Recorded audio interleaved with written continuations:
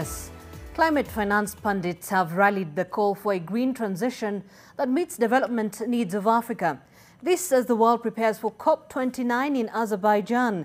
Julian Samboko is in Addis Ababa, Ethiopia, where the discussions are ongoing and now shares the details.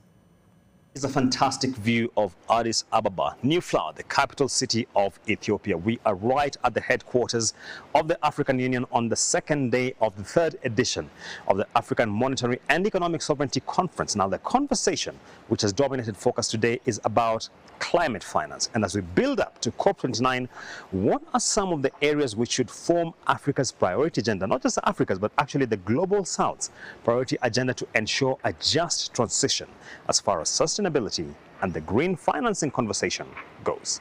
Discussions about climate policies, energy policies, and development policies, and to present a Pan-African, coherent, long-term, strategic, transformative vision that would simultaneously address the climate, development, and energy challenges that we have on this continent. No democratization without decolonization, no de-dollarization without decolonization, and indeed no decarbonization without decolonization.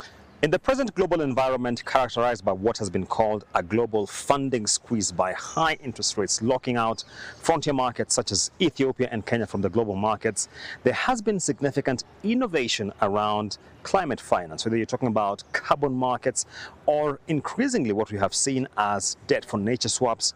But the question that Africa is now asking is, how can we ensure these solutions are optimized to the needs of Africa and the global South?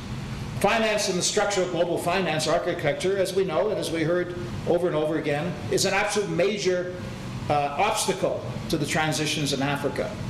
We cannot rely on global capitalism. The continent cannot rely on global capitalism. And so there are right now, just in the past 2 to 3 years, there have been many countries that have already signed carbon market deals.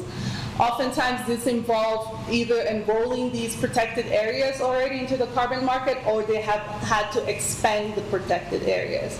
Every year, Ethiopia sends to the global markets about $1.6 billion worth of coffee, the country's largest export and source of foreign exchange earnings. Now, I want to finish this report by getting a sip of the country's finest coffee, and we are here about to receive coffee, which of course is brewed right here in Addis Ababa, and we shall get a sip of how it feels like when it comes to coffee in Ethiopia.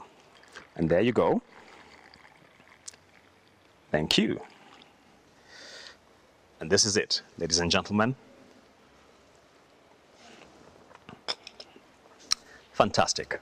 Julian Samboko for NTV in Addis Ababa.